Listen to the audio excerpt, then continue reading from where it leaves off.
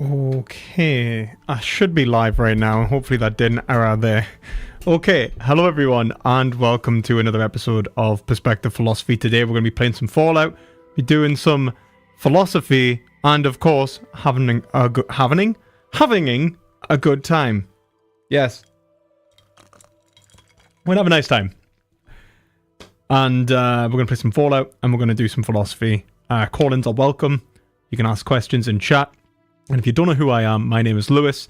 I've done a bachelor's, a master's, and I've done a year of PhD in philosophy. So if you have a philosophy question, send it forth into the abyss, and hopefully it will be answered. The abyss is also the chat. Don't worry, it doesn't really stare back.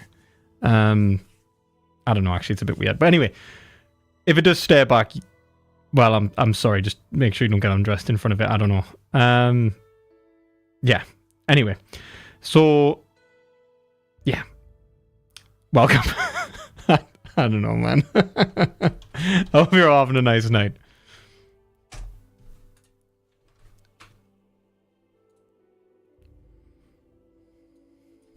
Just let everyone know that I'm live. Oh.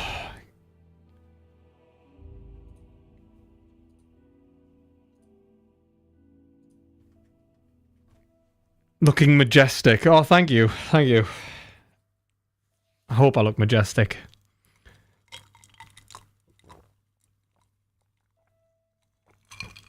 Sweet caffeine. Okay. So, I hope everyone's having a nice night. Whew. This is actually more of a normal time now for people. This is at least, like, people could actually reach this stream. This isn't a terrible time for people to actually turn up, so it's actually good. Also, I got a question outside of the chat on my Discord from Maximo, who said, would you say that Hegel affirms a relative identity theory? So, I wouldn't go so far as to say, because I don't know very much about relative identity theory, Peter van Inwagen and all that, in relative to the Trinity. But as far as I understand it, it's essentially an affirmation of the Athanasian Creed and an explanation of how that might work. I'd probably say something similar, except Hegel's going to say that those relative identities are essentially what allow for the concrete, that the identities themselves are themselves because of their relation to each other, if that makes sense, which I don't know if Peter Van Inwagen is actually arguing, because I don't know Peter Van Inwagen that well. So, yeah. I mean, yes. But perhaps not. I don't know. You know, so. Nice to see you, Angel or Shadow. Nice to see you.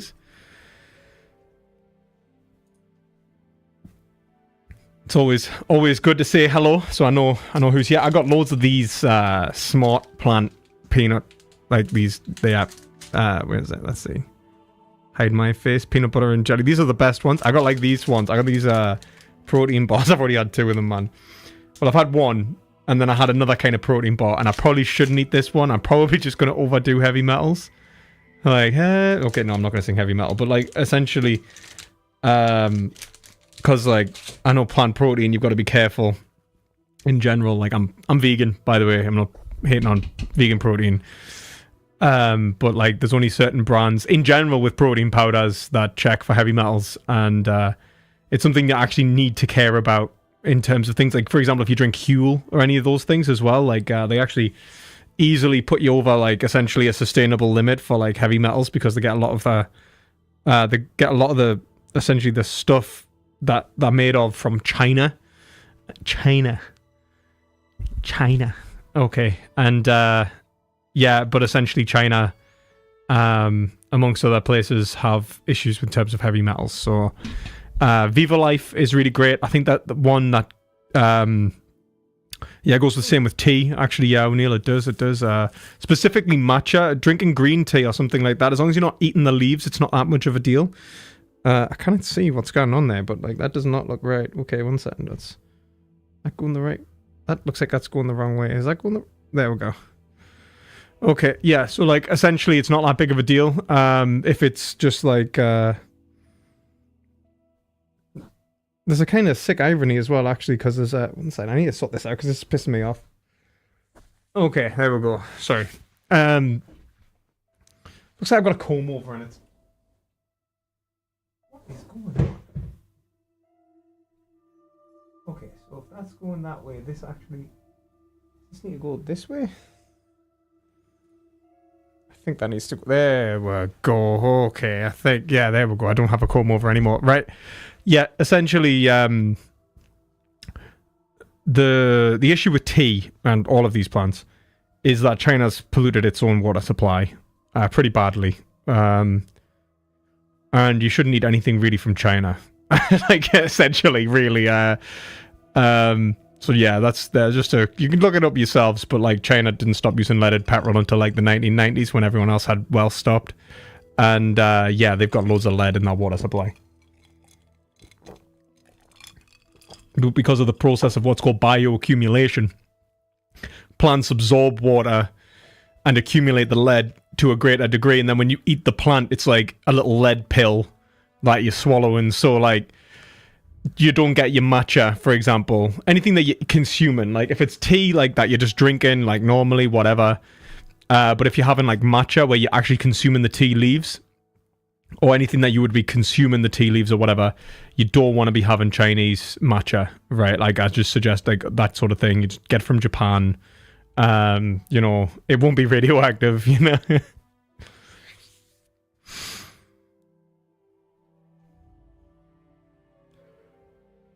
Yeah, you got to be careful, but it's you know, there's you know, like what can you say? Like these things happen. You can't live in a bubble, right?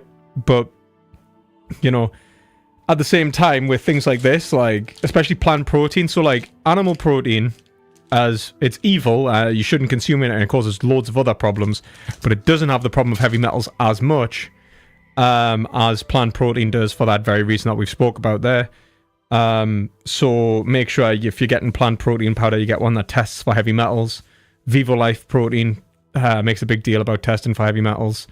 And so does that one that guy made who's like an ex-Navy SEAL. It's like, is it Fighter? I think it's Fighter protein. No, I'm not on top chat. I'm on live chat. I can even swap over so you can see. Is it on top chat? Oh god, it is on top chat. Oh wow, you got us. How the hell did you know it was on top chat? Like, how? I'm looking at live chat and like you couldn't have possibly known that was on top chat. You in this room?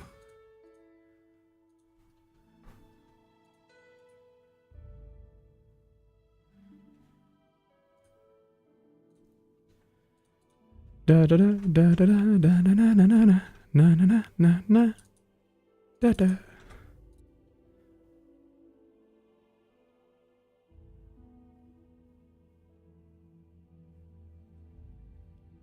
Okay, right.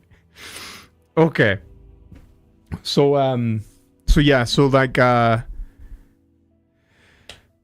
there's Fighter and there's Viva Life. They're both good. They're the only ones that I know that actually are alright.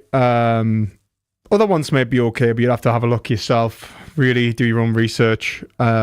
I still eat, as you can see, I still eat this as a PhD. I'm not that arse. Like, do you know what I mean? Like, if I'm not, like, I'm not super, like, scared of it or anything. But I'd say you've got to be more careful if you're consuming meal replacements because of the quantity you're going to be replacing, essentially, in your diet. So if you're having something like Huel, you probably do want to check out. Like, Huel is shit, really, if I'm honest. Like, I looked it up, and Huel essentially does release the profile of, like, heavy metal, and, like, 2 servings of Huel pushes you over on chromium and stuff. And you think, I mean, like, that's really easy. Like, you basically, it when you think about, like, you are going to be consuming heavy metals in other foods, just because, like, that's just the way it works. You can't really avoid them. Certain plants help actually, like, you cope with, like, heavy metals and stuff, but the point is that you can't just essentially be pushed right up to the limit of heavy metal. So even if it says like, oh, it's below the recommended maximum for heavy metals, which by the way might be too high anyway because we don't really police it well enough. Like if it's taking you like right up to that daily recommended dose, and you're going to be eating other food, you're going over that. So it's like, I don't think Huel's good. Like I stopped drinking Huel for that reason.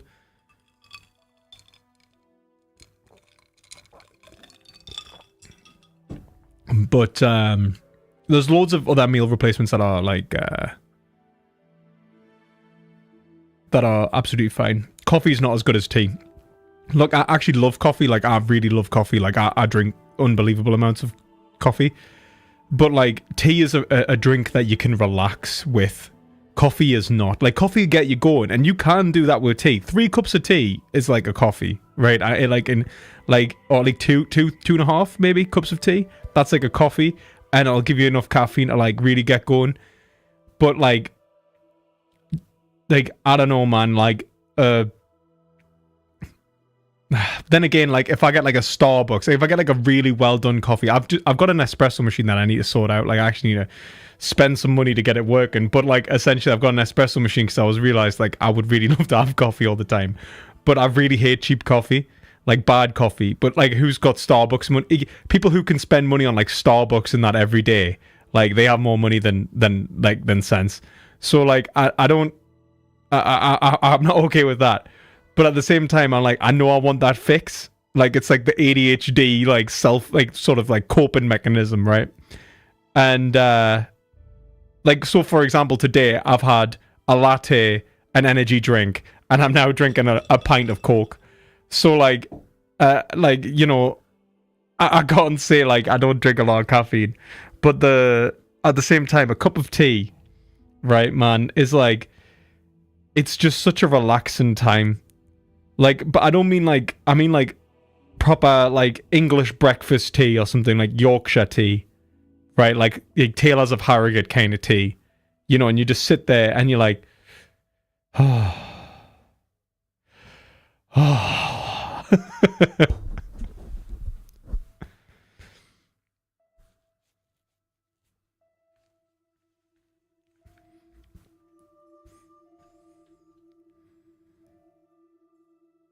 Does anyone get into tea without seeming like a prat? At least here in America, if you drink tea, you're seen as a bragging joke.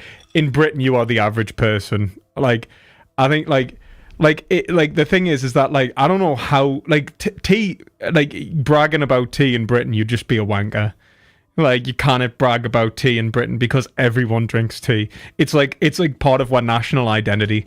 Like, you know what I mean? Like you cannot you cannot brag about tea here. You know, it's just impossible. Unless you're like, oh, I'm having a cup of Darjeeling. Like, but if you're having just a cup of tea and you go, oh, would you like a cup of tea? That's like everyone. Thoughts on American sweet tea? I don't know if I've had American sweet tea. What's American sweet tea like?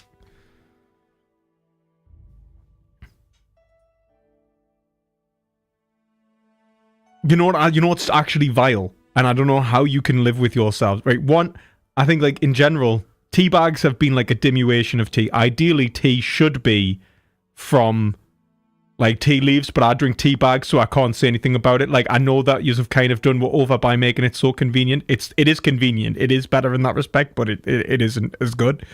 But the real one is instant tea. Who drinks that instant tea? Instant tea is like if you're drinking like instant tea, like that's sick.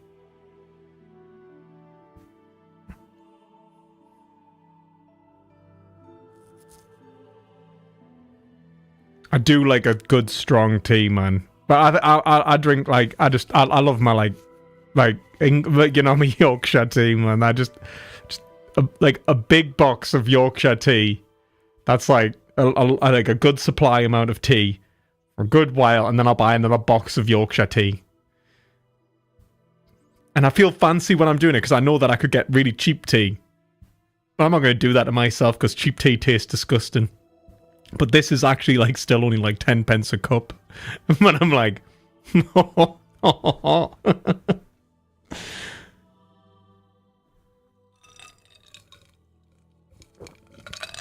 Okay, so let's let you know. Drop some questions in chat.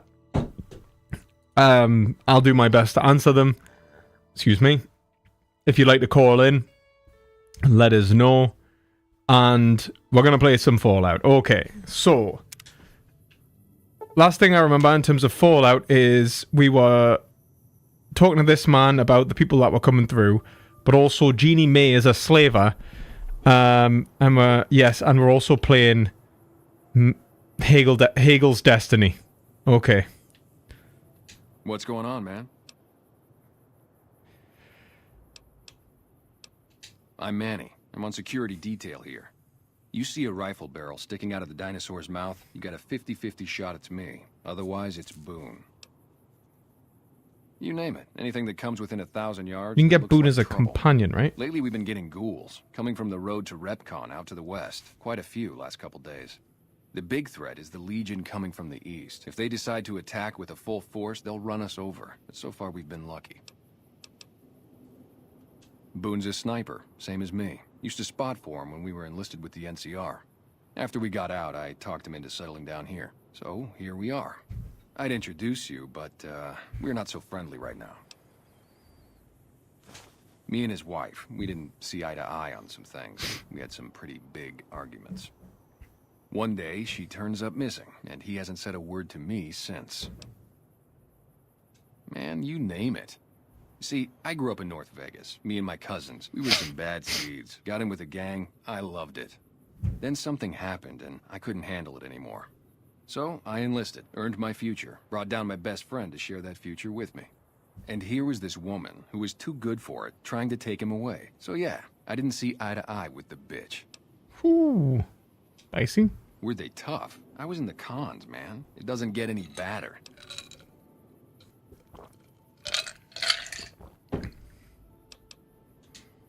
Oh, it was great. I wouldn't trade it.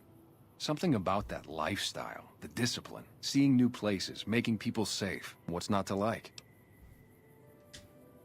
Well, I just felt like it was time, you know? Wanted to have a home. Plus, I was up at Camp Golf when Bitter Springs went down. I faked like I was sick to get out of going because I knew some of the people there.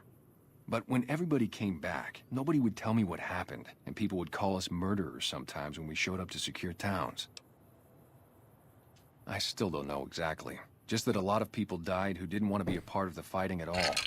I don't blame anybody for it. There's so much chaos when you're fighting. You're lucky not to shoot your own guys. But it did take something out of it for me. Just wasn't the same. So when it came time to re-enlist, I just took my papers and walked. Sure, I know him. What do you want with him?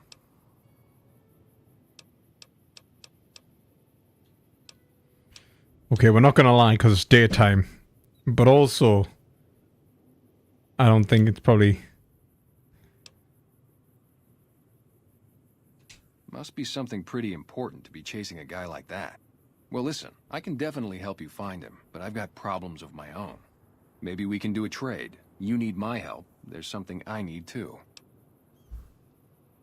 Novak, it's home for me now. I want that to be for good. I like it here, and I've left too many homes behind. But the only resource we got here is junk. Without that, people wouldn't have anything to trade. They'd all have to leave. We get most of it up the road from the old rocket test site, but a bunch of ghouls showed up one day and took it over. We can't get in there now. Well, they gotta go, or this'll be a ghost town before long.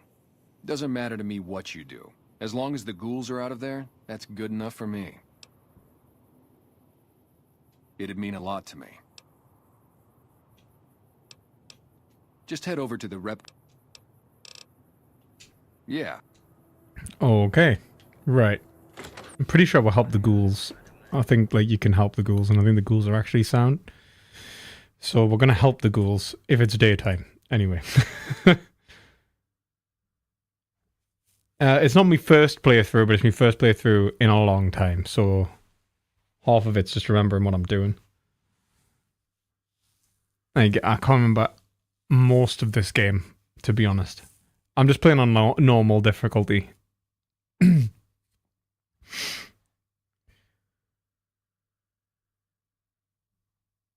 New Vegas is pretty amazing.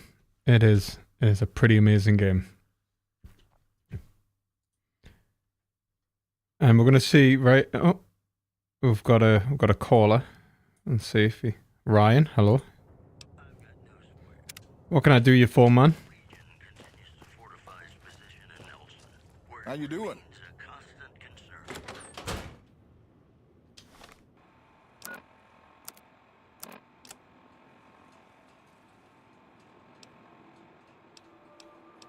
Okay, I think come fly with me, innit? Oh, come fly with me. Let's fly away. Ryan, can you hear us?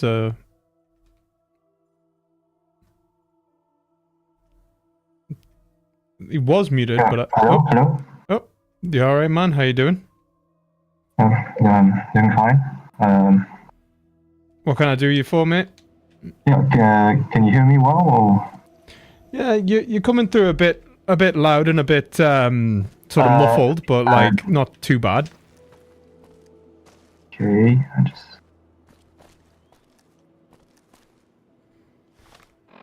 How about now? That's fine with me, mate. How you doing? I'm fine. So I have a couple of questions for you. If you don't mind answering. That's what the call-in's for. Yeah. Yeah. So you would. I guess you're a Catholic, right? I am. And so I think, when did you really become Catholic? I would say for about trying to work out the timeline. I want to say about 2 years ago. Yeah, two years ago, right? You think you were kind of agnostic, right?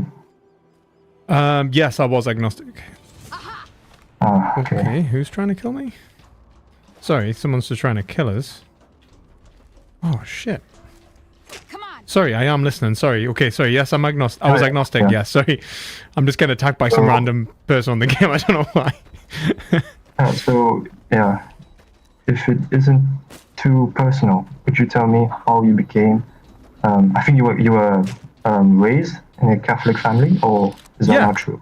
Yeah, no, that's absolutely. I was raised Catholic. I became agnostic after. Oh god. Oh god. Yeah, so I was raised Catholic. I became agnostic after essentially I heard arguments. So I did philosophy at A level, and I was still a Catholic then. And then by the time I started degree, I started hearing arguments from Nietzsche and existentialism. I wasn't really convinced by them, but what had stuck with us really was arguments based by essentially scholastics who argued for what was called via negativa, that you couldn't understand God in his perfection, and you could only understand him through allegory with things that he isn't. So through allegorical arguments or in relation to things that he isn't. So you could only know God by what he isn't. So, God isn't God isn't any contingent object. So anything that you could imagine, really, God, it couldn't be God. And so then I came to the point where I literally couldn't have knowledge of God. Excuse me. This is why, obviously in the literal sense of agnosticism, of agnostos, of not knowing, it seemed to me that, if you've ever seen the sort of the arguments given by Flew, and then the responses to Flew's arguments, so the verification principle, the falsification principle by Flew, and then the responses to those, which is Hick and Hick's Celestial City, and then the parable of the partisan and the stranger, they seem to indicate to me that it was rational to believe, in the sense that it's not more rational to not believe or to believe, in the sense that it's still purposeful action. The issue is that there was no, in this life, there was no epistemological mechanism you could use to gain truth about it, because the truth maker was placed beyond essentially beyond any form of verification or falsification, or even in principle, right? Because of his perfection. Now, I don't believe that now, but at the time that led us to believe, well, that means that it's not to say that he, like in terms of the consequences of creation, we couldn't reason to a God, in the sense that, like, this has, my life, when I die, I will either meet a God or not, right? Like, there will be an afterlife or there won't be. And also the creation of a contingent world was by a creator or not, right? Like, it had to be one or the other, right? So, the question wasn't essentially whether it was rational to believe one way or the other, but whether you could essentially give evidence for those beliefs. And I came to the conclusion you couldn't, which means that, essentially epistemologically, I had to be an agnostic. And I'm very much of the opinion that you can't be, and I stand by this, you can't be a theist agnostic or a atheist agnostic, like, lack theism and all that. I think that's fucking nonsense. I think that's just muddy in the waters. If you're saying you don't know, then you don't know. You could have like an intuition. You could be like, I hope, or whatever. Like, but like, even then, like, I don't think you can really say that you have a belief, truly have a belief, one way or the other, because to believe, I would take it to be essentially an affirmation of a proposition's truth, that you're affirming that this proposition is true, and in order to do that, I think you've got to be able to give reasons. I don't think you can just blindly affirm something to be true, because otherwise it muddies what truth even is, right? Like, if you remove the justification from truth, it just seems to an appeal to authority or something then, or an attitude, like an attitude, or essentially a epistemic disposition or something. I think people like sometimes call it and stuff like that, or an epistemic attitude, which I think's nonsense. At least when it's not related to some sort of evidence.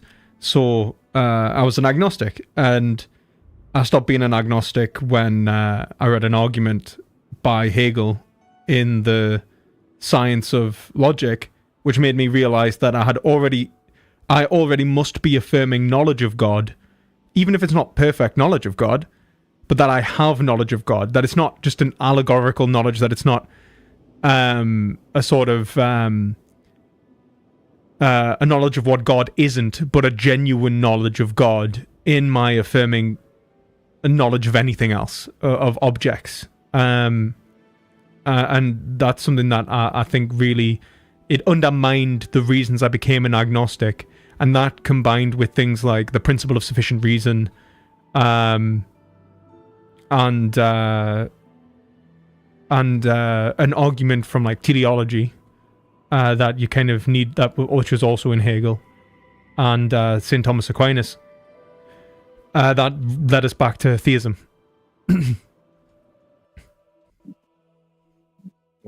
Okay.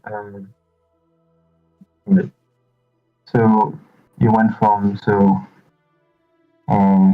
kind of like got into theism again. So from via negativa, like when you say via negativa, you mean like apophatic theology, right? Like what God is not. Yeah. Okay. And then you went through Flew. Is that Anthony Flew? Yes. Oh yeah. He became a deist, right? Towards the end of his life. He did, yeah. He became a deist towards the end of his life, yeah. Okay. And then you went from that to Flew, and then you went to Hegel, right?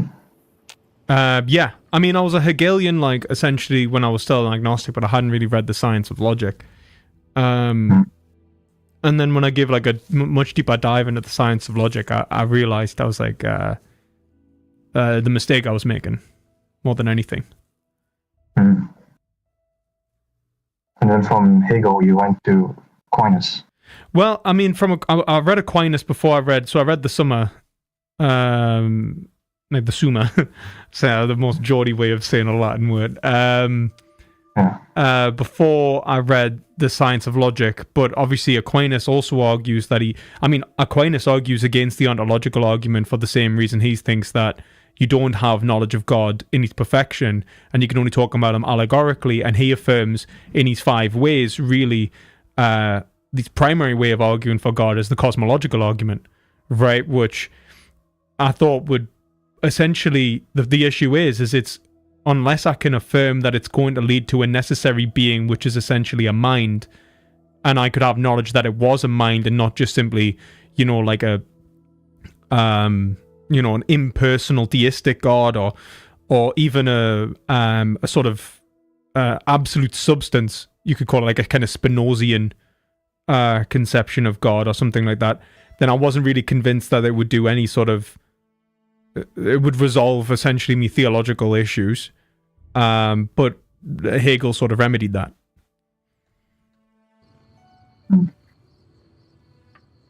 Well, okay. So would you consider yourself a Catholic first or a Hegelian first? I mean, like, I don't really think of it first or second. In terms of, like, I think that in general, I think that the Catholic Church, like, I think Hegel and Catholicism are compatible, but it's like I don't really, like, in terms of the reason why I believe, it's not because of an authority anyway. Like, it would be from the argumentation. But, like, it's like I can sit, like, I would be able to reject either side if I thought they were incorrect. Basically. Mm.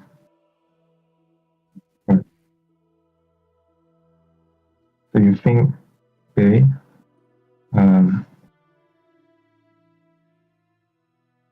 so, I mean, since you describe yourself as Catholic, right? I guess you adhere to the pillars of the faith. Yeah. Yeah, so, I do. Yeah. In the sort of catechism. So I guess the most foundational / important doctrines you adhere to, right? As a Catholic. Yeah. I don't think there's anything that I really, as I'm unaware of, in terms of 10 Commandments, Our Father, affirmation of Apostles' Creed and the Nicene Creed and all that. Like the Trinity, right? Yeah. The Incarnation. Yeah. I think it's the 4 pillars though. It's like, so I think it's like, it's what is it? It's like basically the Apostles' Creed, right? Which essentially is, the Trinity and the Church, which you can basically say, like the Apostles or the Nicene Creed is like the Trinity and the Church. Right. Then there's the Our Father, the 10 Commandments, and then what is that? What's the other one? I don't know if it's the Hail Mary. I think it's I have to double check now, but yeah, they're like the primary. Is it the 4? I think it's like called the 4 pillars of Catholicism. Are there like 4 like pillars? Yeah, the like... sacraments. So it's creed, prayer, sacraments, and morality, basically. Yeah. Okay. I'm thinking prayer. It's the Hail Mary and the Our Father. I think are considered like the. I mean, we say them in mass basically for that reason. Yeah. I mean, yeah. I think the Apostles' Creed or the Nicene Creed, right? Yeah. The Athanasian Creed.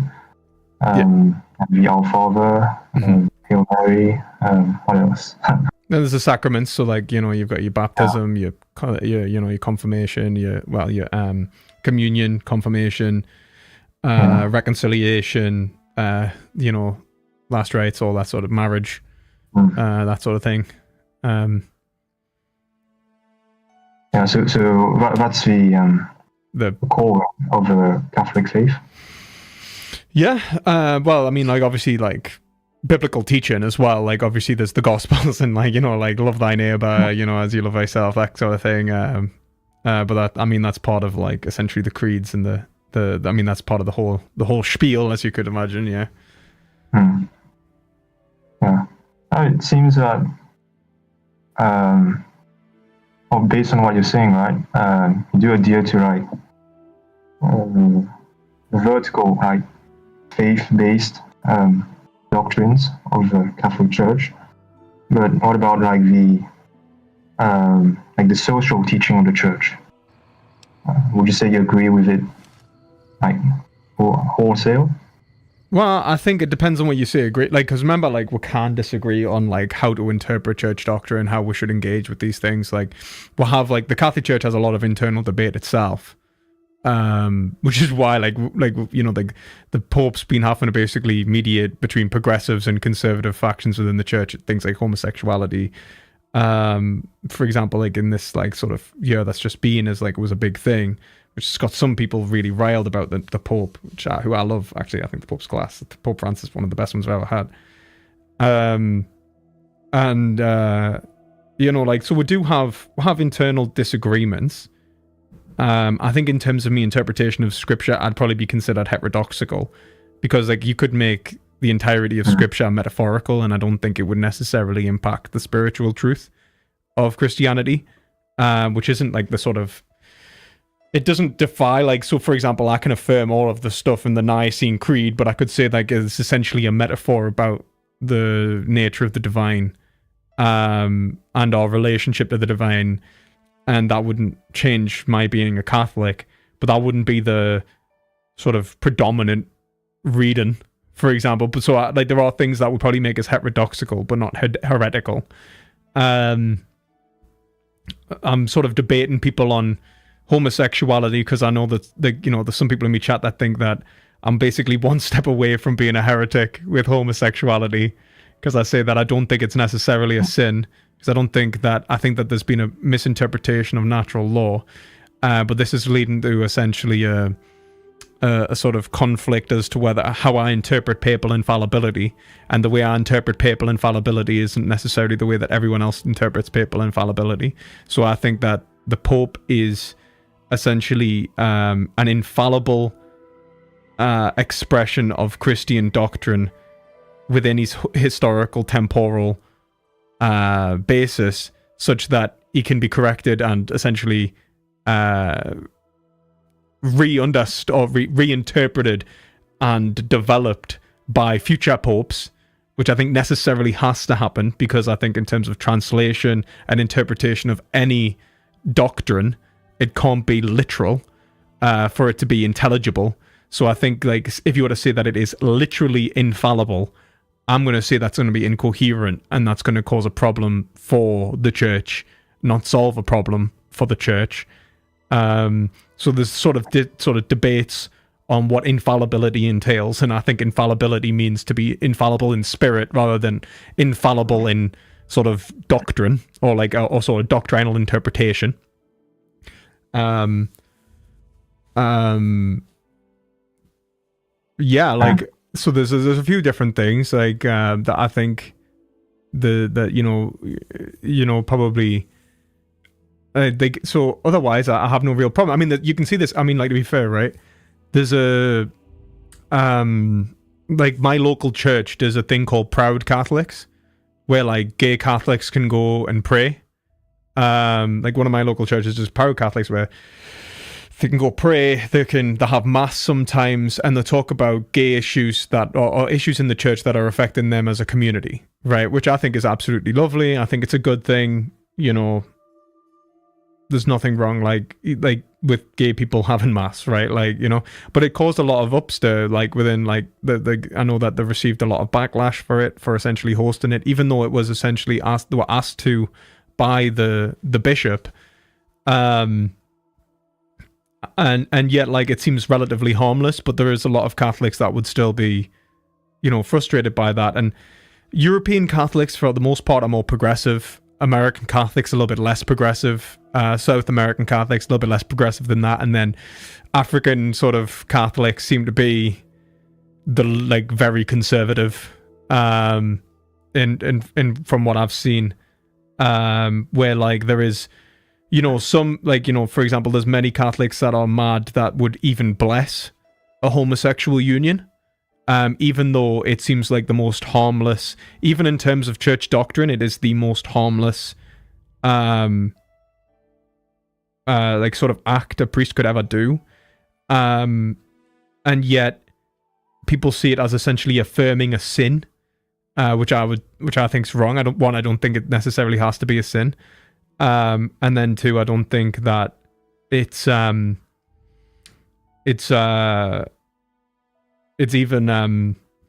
like, even if it was a sin, there's no difference between blessing that and a non-sacramental relationship between two people. In general, it's not a big deal. I think that people like to think there's a difference between like extra, like fornication, for example, like premarital sex, and homosexuality are completely identical in why they're considered wrong by natural law standards anyway. So I don't see why, especially if there's contraception involved, right? Like from the Catholic standpoint. So like, I don't see why people care so much, and it just seems to be a lot of bigotry, if we're being honest, by certain members of the Catholic tradition. Like, are they holding people to the same standard when it's a heterosexual, when it's about heterosexual people, right? You're talking about people who want to deny them communion, and at least, and it's just wild. So yeah, there's problems there. But, you know, the church is very large. You know, it literally means universal. Catholic literally means universal. And there's a lot of ongoing debates within the church. So, yeah, when you say, do I follow the church? It's like, well, yes, I do follow the doctrines of the church. But what it means to be a Catholic is something that would define as a community together, not as essentially a sort of top-down relation, you know? Yeah, thank you for elaborating your position. Well, on what now?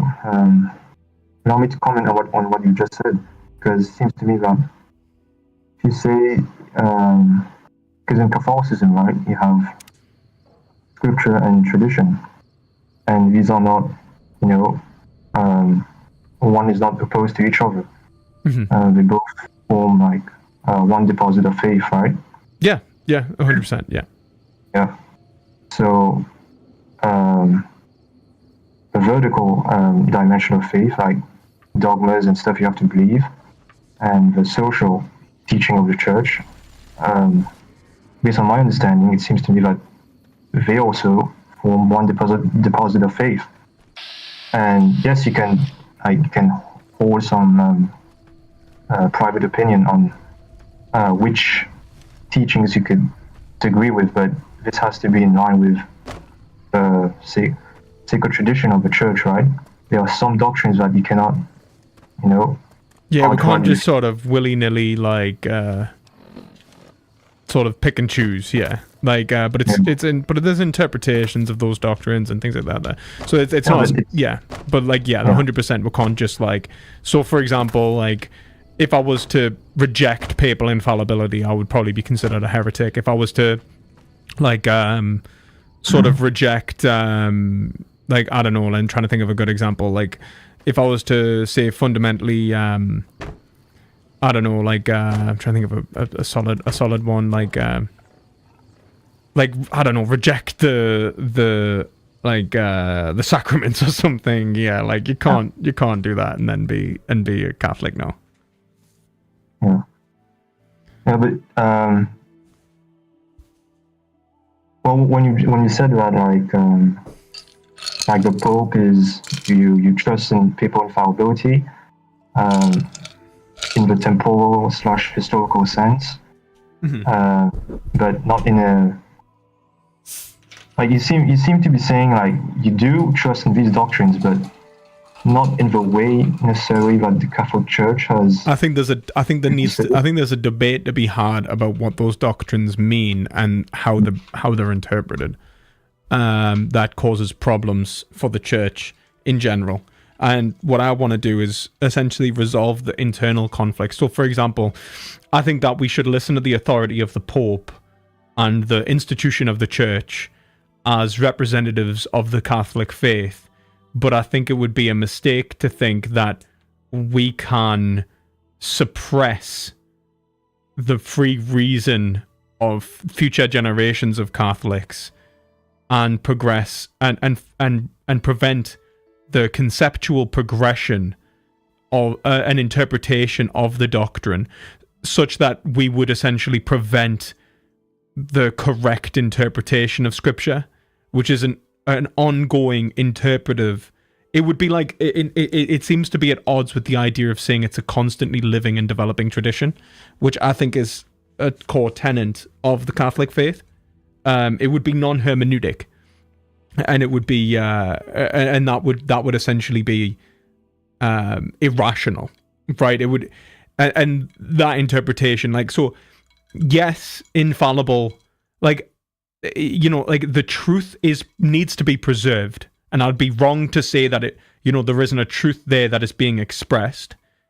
But it would be equally wrong for them to say it is an absolute expression of the truth on this matter, without nuance, because it'd be like making the Pope God rather than there's a difference between papal infallibility and divine infallibility, right? Like, that's basically what I'm sort of pointing out. Yeah, but well, for Catholic doctrine, right? Well, no, Pope is infallible. It's Catholic, yes, but like it's dependent on what we mean by infallibility, and that's what I think that's I was trying to say something else. Like, for Catholic doctrine, right? I do think that it's a living tradition, right? I think you said right. It's a living tradition. It is a living tradition, yeah.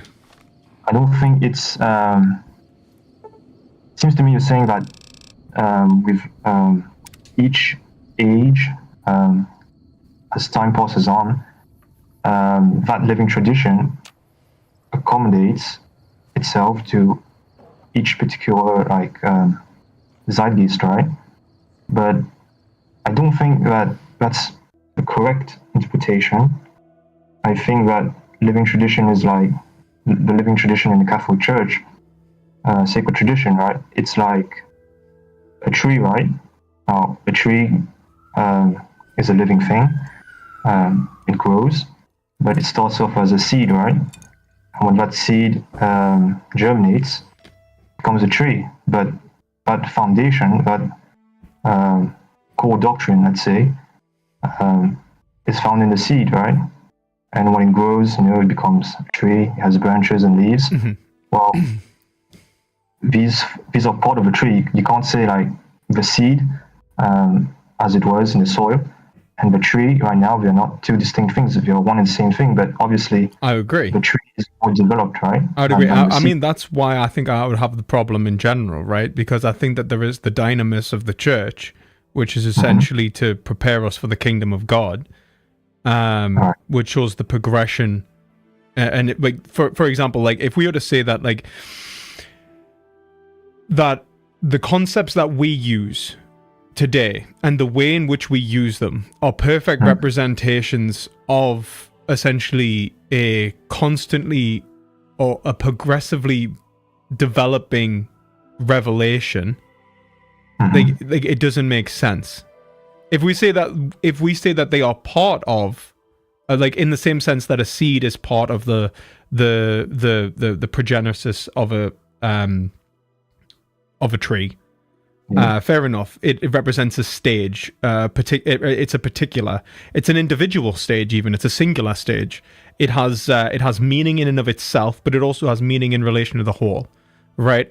And the way that whole works for the Catholic tradition is to affirm a unity of reason and faith amongst all members atemporally, such that we are geared towards the same overall end purpose, and that this faith and that this tradition is constantly interpreting Scripture and developing us towards that end, such that we are all essentially attempting to, as best as possible, live in accordance with the divine law.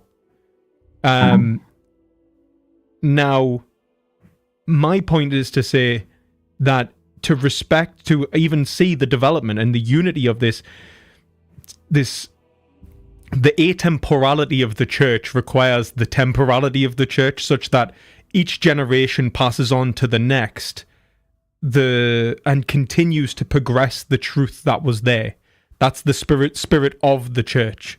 I'm not saying that like the church gives in to the zeitgeist of the time, but rather the church is creating and forming essentially the next stage of itself through this development, such that like the church now is only what it is because of the church 1,000 years ago and 1,000 years before that, right? Like it's not something that is sort of could be taken in sort of without that sort of temporal unity. And likewise, the church in 1,000 years will be relative to the church now, right? But to think of our conception of revelation as essentially already fulfilled, essentially, I would say, is a kind of tyranny, right? It would lead to a kind of a deliberate alienation of the future generations of the church, such that their reason, their faith, is being denied, such that they couldn't reach revelation. There's one thing to say without our concepts, fair enough, but that they couldn't reach revelation contrary to, or even, not even contrary, even contravening any accidental inferences within our interpretation of doctrine, such that their language might be more specific, that their language might be, and I mean, this is the whole point of the church. This is why we have councils and developments that constantly add and develop the living tradition. Otherwise, it wouldn't be a living tradition. It would be completed, right? It would be like you could think of it as an immortal tradition, like already established and everlasting, such that it is complete in and of itself and perfect. But that's not what we believe, right? Like it is the fact that the Pope can make essentially doctrinal changes, the fact that the cardinals can have councils and actually debate these things and develop it in relation to essentially the doctrines that have come before, and an interpretation of scripture and an interpretation of the lived lives of Christians, really tells us that we're interpreting the same thing over and over again to a greater and greater degree, and progressing and conserving truth. Now, my point is to say that papal infallibility, yes, you need to conserve the truth of the infallibility of the church doctrine. But you also need to recognize that the truth, that the continued infallibility shows that it's a progression of that same truth. You can think about this in a kind of geometric way. If you draw a circle, right, and fill that with an infinite number of lines, and then you would draw a circle around that circle, right, and then extend those lines outwards, you'll have gaps in the lines, despite there being an infinite number, because the concept of an infinity is essentially like an x plus 1, right? It's an n plus 1. It's a constantly that's the concept of linear development in the first place, such that it's not that that it wasn't infinite. It wasn't the correct and highest possible development of that time, but it doesn't capture the truth of the spirit of Catholicism absolutely, because the only thing that can truly do that is the unity of the church in its atemporality, in its absolute unity, in the in its relation between earth and heaven, if you will. Yeah.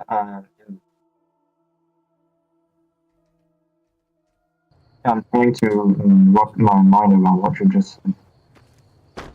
So the atemporality of the church is quite important.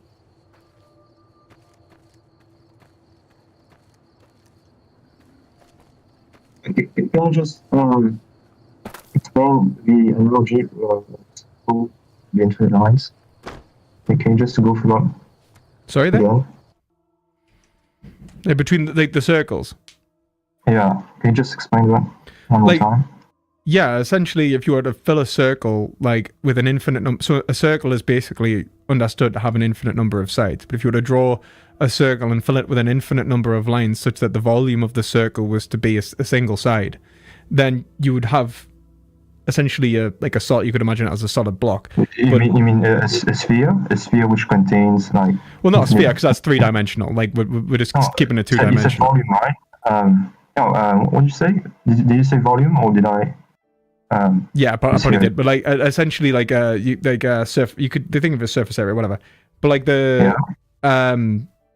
essentially, if you were to like a solid disk, 100%, Joel. Mm-hmm. Like, essentially, if you were to think of it like a solid disk, but it essentially comprised of an infinite number of lines, and then you were to draw another circle around it, and then extend all of those lines out, there would be a gap between the lines. And this is actually it's a mathematical argument given by, I can't remember who actually gave it first. It's like a famous mathematical demonstration of the idea that infinity is actually a constantly progressing.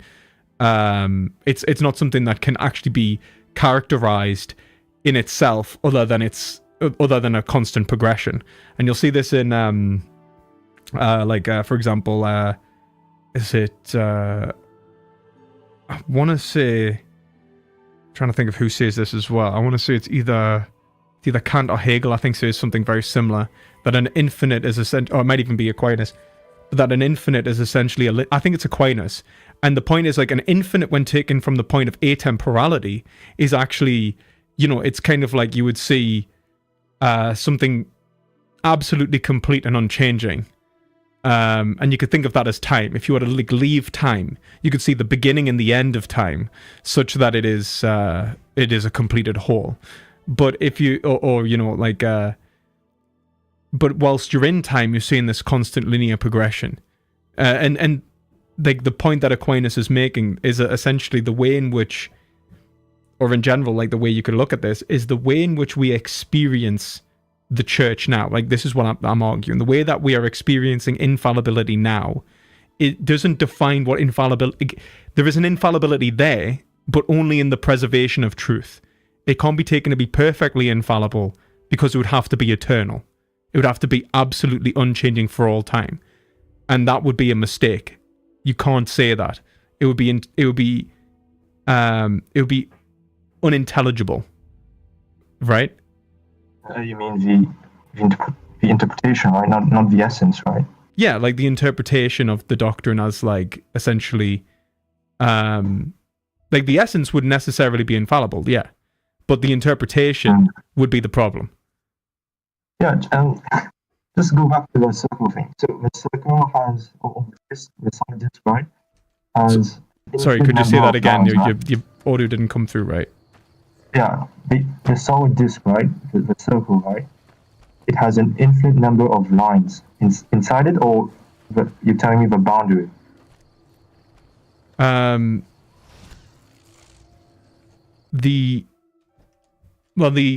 Is it 2D, right? Dimensional? It's two-dimensional, yes. Okay, so I guess the circle, it says, contains an infinite amount of lines, and if you project it on another circle, there will be gaps between these infinite number of lines. That's assuming, like, there's certain things that are assumed that space is infinitely divisible, for example. The second circle you're projecting it on, is that this, it has the same, like, radius, the same dimensions of first circle? No, it would be a larger radius. It's a larger circle. It's a larger radius. Yeah. Okay. Yeah. And like this is assuming certain things about space, like, that might, like, depending on your interpretation of geometry, that might be true. Like, space is infinitely divisible, things like that. So okay. Yeah, it's like how to say that? Like, I don't know if you come across that, but uncountable and countable infinities, right? Like Cantor sets, mathematics. Yeah, essentially, like it's between, like, 1 and 2, right? The infinite amount of real numbers, right? And then you have, let's say, from 1 to infinity, right? There's an infinite amount of numbers, I think, something like that. but the infinity between 1 and 2 is like less, you could say, but they're both infinities, right? It's like some sort of this paradoxical thing, right? I'm probably not good enough for the philosophy of maths to engage at that level. Like, but yeah, okay, I'm with you. I think something like that. I know. I think I understand what you're speaking about, because I think I've heard this before. But normally, I think it was in. Yeah. Sorry. Yeah. Like the set of all sets, right? Yeah. The set of all sets must contain itself, but then, well, if it contains itself, then that means that, you know, it's like an infinite amount of sets like containing themselves.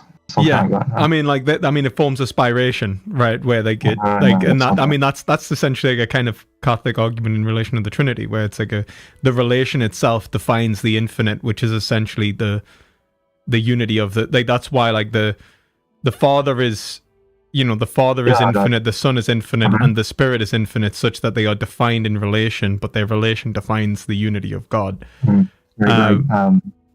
Like knowledge and self-knowledge and knowledge itself, something like that, right? Yeah, it's just like like you think about it long enough. I mean, this is the literal mystery of the Trinity. Like, this is the point where it's like, okay, I get it in principle, but that's about as much as I'm getting. Like, you know, like. Wouldn't that be like you understanding like the Trinity like in a restricted sense, like how we understand them like humans, and then how God Himself understands Himself, like the Trinity, right? Yes, exactly. In the same way, in the same way that we have a partial understanding of the Trinity, and even a partial understanding of like essentially, all essentially revealed doctrine. Or the nature of God, we may get a greater and lesser or greater understanding of that nature, and that can progress through time, such that we have a progression of the living tradition. But we are always trying to identify the nature of God or the divine law, right? Like that it's constantly progressing in that respect. But God's understanding of Himself, and the only understanding of the divine law, without the beatific vision that is absolute, is God's, because of the way that He appears to Himself or can understand of Himself.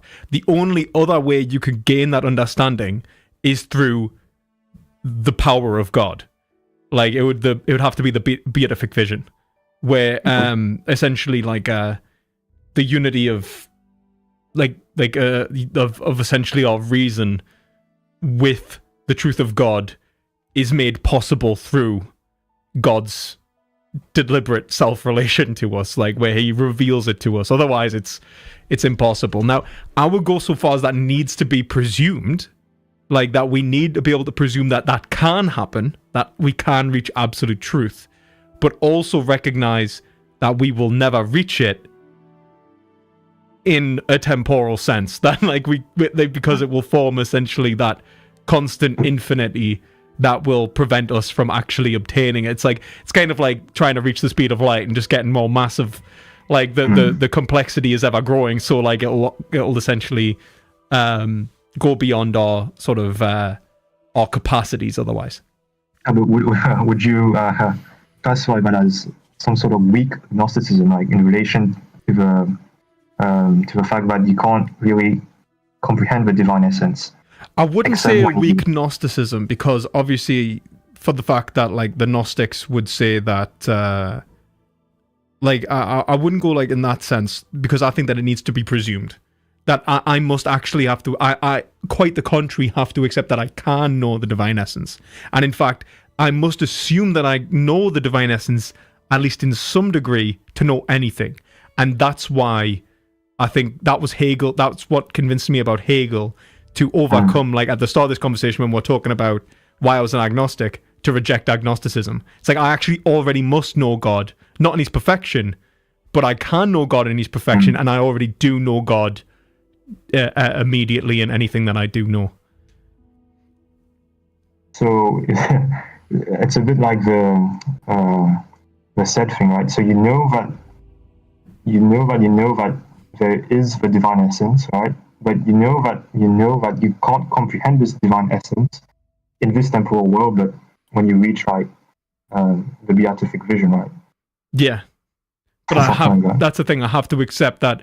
So it's like, what I know is that it's sort of like, obviously, like someone said, I don't understand the leap. It's because I haven't actually explained the argument that Hegel gives for the Trinity or anything like that, of like its relation to ontology. So don't worry, there is an actual leap there. But the point is that he's it's sort of that there is an ontological necessity such that I know I have to accept that there is the most perfect conceivable being, which is why Hegel accepts the ontological argument.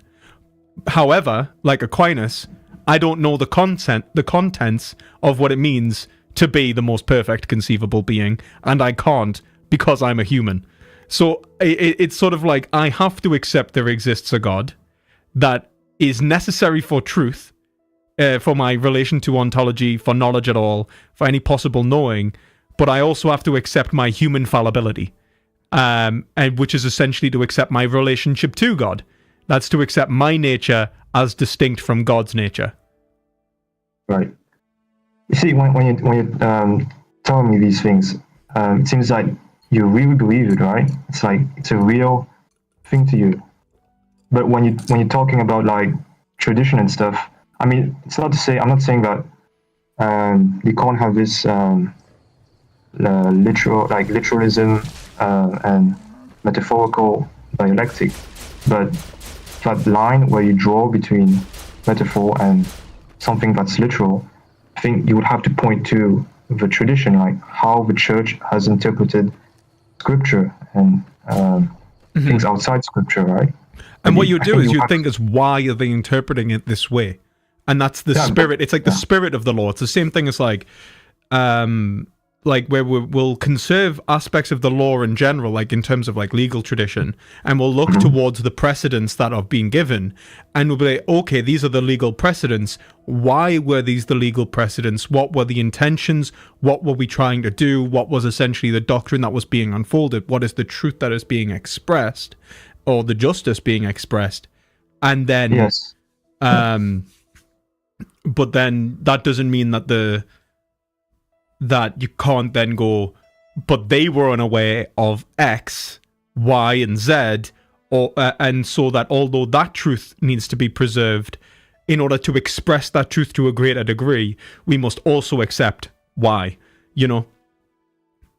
Yes, I actually said X, Y, and Z, or A. So, but if you, like, I think you're trying to,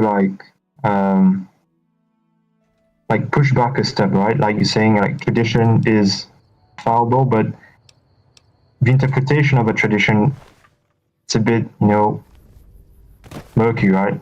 But that's just like how do you not end with like an absolute sense of relativism, Well, because like there is like to say that there is actually like to say that it's mediated and developing is not to say that it's relative, like in the same sense that like we are interpreting the same foundation.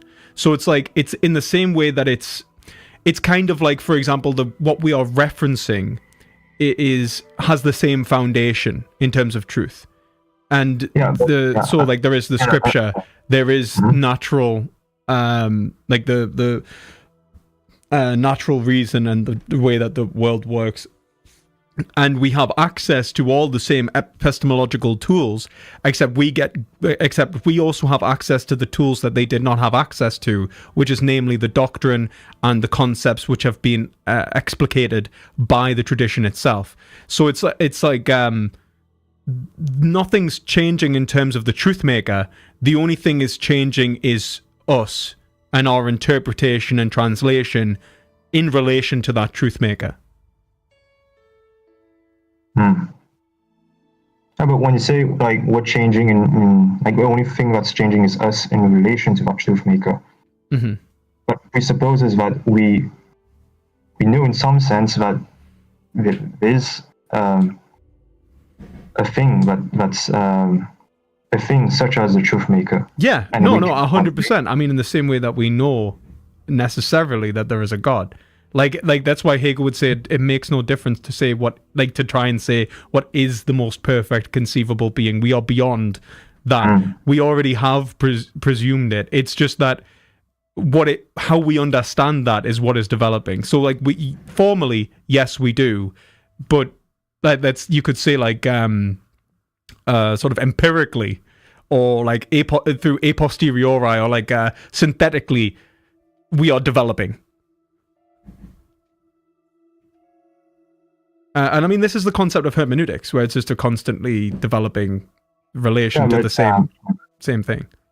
But I think Aquinas says, right? I think it's in his very first, like in his Summa Theologica, right? In his first part, I think it can be the first or the second article. I think he deals with the different meanings of Scripture, right? And basically, he argues that there are there's not just one, but multiple senses in which we could interpret Scripture. But he's affirming the same thing as Aristotle, like that there are like there are different ways in which you can engage in all human reasoning, like that. Yeah. But that's not to say that a passage in the Bible cannot have both a literal and a metaphorical, a moral, topological sense, right? Well, yeah, absolutely. I mean, you can do biblical history. You could do, let's say, like the spiritual side of things. You do in terms of the metaphysics and you could do the ethics. You could do like various, you do various interpretations and sort of and necessarily. I mean, the point I think that Hegel and I think maybe Aristotle would, like, an Aristotelian point would be to say that these are all necessary in order to actually gain what we mean by the truth of the Bible, such that it would be like, none would be, not one form of inquiry could be taken to be the truth. And Hegel will go a point further and say that the free reason of everyone needs to be respected in order to gain the sort of metaphysical and epistemological basis of truth in general, right? So that's why the universality of an institution is necessary for the development of, like, even if it's presupposed, not like absolute universality, but like the presupposed, like, respect of free reason is necessary for the development and the unity of any institution. It needs to presuppose like a general will to be a spirit, right? And that's why I would say, in terms of the church, in terms of like this sort of relationship between conservation and progression, is just essentially that hermeneutic relationship in which we are respecting like future generations, future popes and future cardinals, and like the even the conceptual unity and progression of the language we speak,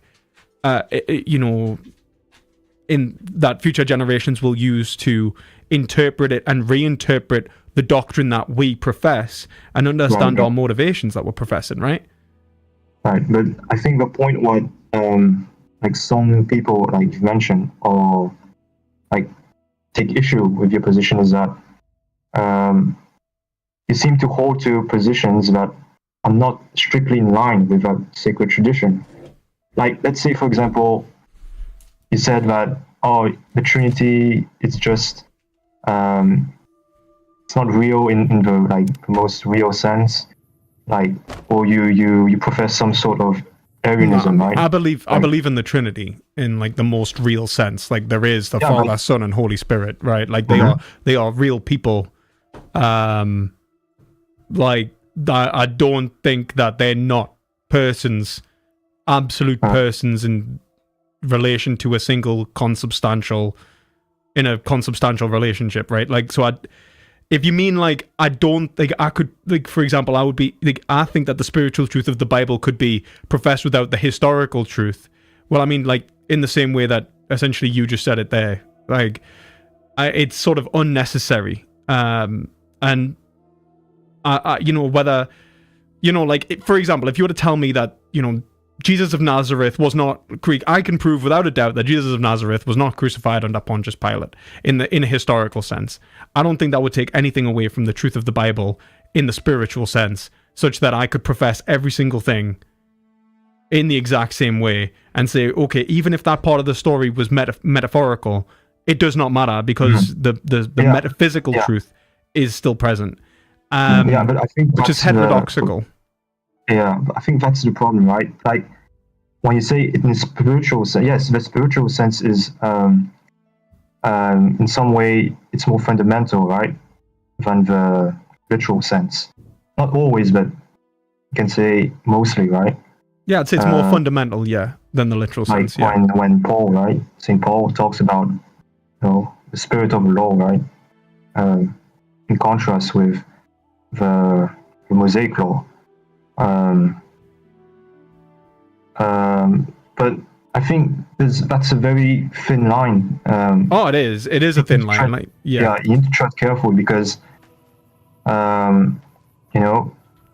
if you don't think like for example, you mentioned the crucifixion, right? Obviously, it's in the Nicene Creed, right? The Apostles' Creed. He was crucified. That's why I used it as an example. Yeah. Crucified under Pontius Pilate. Yeah. Other things like the virgin birth, right? But I think if you do take that not in the sense of sacred tradition, right?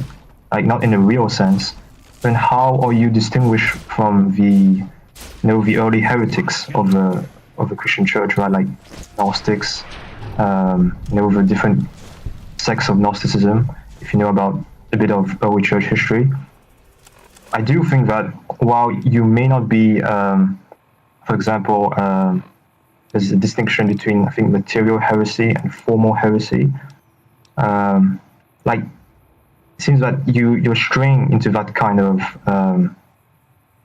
That I'm walking a very thin. I think I'm walking a very thin line. I think, I do think and that, I think your I know it sounds maybe a bit judgmental. don't judge lest you judge, but it seems to me, right, that because of your the influence that Hegel has on you, right? I think that colors your view of Christian theology, right? But I think only so much as any philosophy, and I know that there's that St. Paul thing, which is with philosophy, at the same time, I think that I don't think there is faith without reason, such that it doesn't make sense to say you are a believer unless you know what you're believing in, and what you believe in the first place. So, I think I've got to be careful, but there's the other way as well, isn't there? That the way you become the way that you trust the doctrine to the point in which you lose it, you don't because you're not willing to interpret it. Do you know what I mean? And that's more I worry in both senses. I think you can become. Let's say you can engage in what Vico calls a perverse philosophy, right? Where it's no longer relevant to reality. So it would be clouding me interpretation of scripture, and me interpretation of, let's say, a sort of natural theology, or a theology in general. And then there's the other side where it would be, without any form of rational mechanism, it would, I'd be faithless, it'd be, in the same sense. So it is a, a different, but I think that's the burden of a Christian life, really, I think. And I think that it's hard to walk the line, because what you're saying is that's why I said it's a very thin line, because what you're saying seems to have some echoes of when I think it started in I'm not sure in the 1800s or the 1900s, but there was a wave of let's say modernism, right? How you interpret the Bible, and there were mostly Protestant, liberal Protestant theologians, right? Who would apply what you would call higher criticism to the Bible, basically, examining the historical context and all that. and they would come out with conclusions that are heretical. well, yeah. yeah, Yeah, contradictory and I would even agree that I think that the problem is that they're not engaging in, like, it is literally that they're assuming that their interpretation of I do not believe that you can personally interpret scripture without the living tradition, if that makes sense. So like I don't believe, so this is the whole point of, like, let's say everyone in the church says, actually, Lewis, you're wrong, right? I should be willing to go, I'm wrong. Right, you know, and like, even if my use of my own free reason is such that I individually apply my reason and I reach a conclusion, it's in the same sense that if I'm like, look, everyone, there is a fucking dragon outside, and they're like, no, there's not, I should probably trust them. You know, it doesn't matter what aspect of your life that you're engaging in this. Reason is not particular, it's individual. And I think that the Protestants, and in general, like the way that Protestant metaphysics and epistemology developed, was to give too much. It was to become hyper individualistic, and that's why they believe you can read and interpret the scripture and gain revelation personally without the living tradition in the first place, where I think that's nonsense. And to be fair, a Protestant who I think would agree with me there is actually Hegel. And you know, this idea that epistemology is actually a unity between people, and knowledge is a unity between people and not something to just be had sort of particularly, I think is important there. Yeah, but it's funny you should say that. It's kind of ironic because, you know, like, let me take some examples of like Protestant historians, right, of the Bible. Like they were very much influenced. Like, for example, I think there's one named Frederick Baer, like Baer is his last name, and he took he mythologized the Bible. If you understand what I mean. Boltzmann, you're talking about? There was a guy named. His name was Frederick. I think he's considered like the father of like modern liberal. This is when you say like demythology. Like, I'm pretty sure. I think it was Boltzmann. Boltzmann, who was a German theologian who. Oh yeah, I think there are like I think there's a guy named Boltzmann too. I'm not sure if it's Boltzmann or it's Boltzmann. Yeah, on demythologization, like on demythologizing. Yeah, he was like one of the people that was like you know, he was inspired by I think like a lot of the German sort of idealist tradition as well. Yeah, let me just search up his name just to be sure.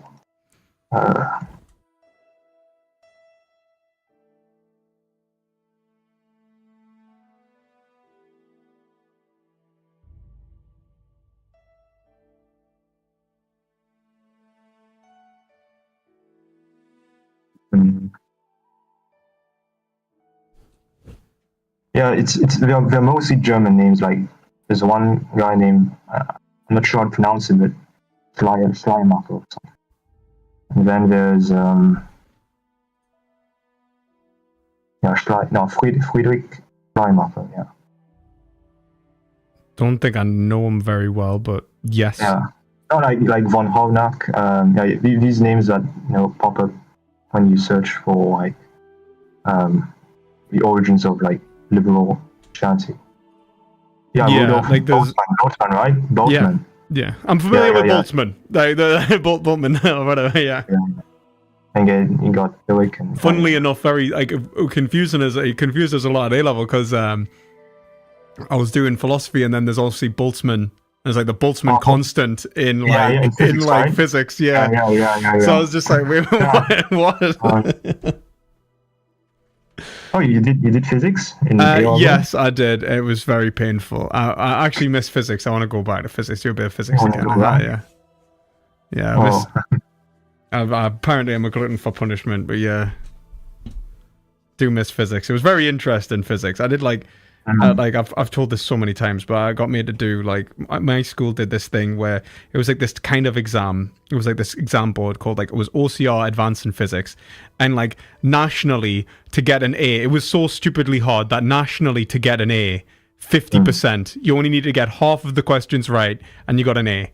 Like, which I think shows that there was a definite problem with the way they were structured because it was made 50% and you get an A. Yes, right? Because essentially it was made by the Institute of Physics precisely for people who wanted to do careers in physics, right? Oh, okay. And but the thing is, they made it too fucking hard for A-level students, right? So the jump was huge.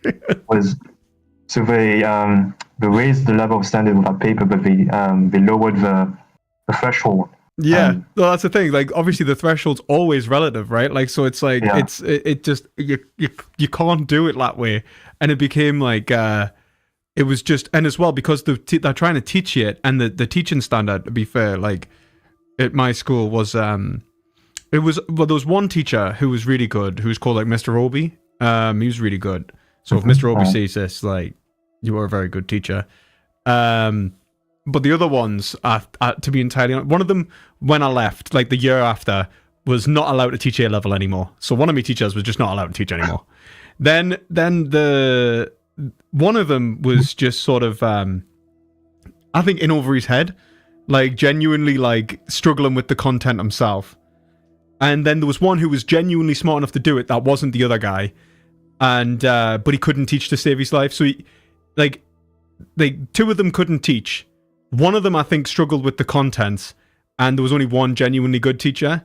But like there was a point when I got one of the highest grades in the class, and I got like 1 mark off a C. So I got a D, and I got 1 mark off a C. And as far as like, there was people who I knew were fucking absolute nerds, getting like E's and like and stuff like that. And it's just like, man, these people are fucking nerds. Like, I know these, like, you know, this is wrong. Like, they're doing all right in A-level maths. If they could do A-level maths, they should be able to do A-level physics, you know? Wait, let me get this straight. So you said you got a D, 1 mark from a C, and you got the highest grade of your class? Highest that I'm aware of anyone in my class there, yeah. Wow. So, like, as long as, it was just stupid, like, it was just ridiculous. I don't know why they made it that way. There was, like, people calling it, like, a national problem about it. But then there was this one freak in our year, and I'm calling him a freak because he's a freak of fucking nature, right? Because he would outscore the teachers on the exams, right? He was like, I don't know how he did it, right? He was just a fucking genius. There's an absolute genius. And he got, like, 99 out of 100. And it's just like, how? And he'd just be like, you know, like, sort of shrugging, and it's just like, oh, fuck you, man. Just fuck you, you stupid, intelligent bastard. But he was like the only one, like the teachers and stuff as well. But apparently his brother was the same. Like, his brother was like a stupid, like, super genius as well. And his dad was his mom's a doctor, his dad's a doctor, his brother's a doctor. Like, everyone in his family's fucking. It's like, all right, okay, right, but like essentially like the Olympians of the academic world. But but yeah, like everyone I knew that did that, like, just suffered a lot. Like, even the ones that, like, I struggled, like, and the worst thing as well, right? It's like, so I'd even been diagnosed with dyspraxia at the time, right? Hadn't been diagnosed with ADHD yet, but they would just say to us, read the textbook. That was that, and it's like, man, I struggle to fucking read. And if you're gonna say, like, I'm having a problem, and I'm coming to the teacher for a problem, I'm like, I'm having a problem here. And then they're like, read the textbook. And it's like, well, that didn't fucking help us, right? Because I'm struggling to read the textbook. So there was some, like, real problems with how it was taught and stuff like that as well. But I definitely think now, if I was to go back, like, I wouldn't bother doing something like that. I would go and do like you know, I've got an A-level.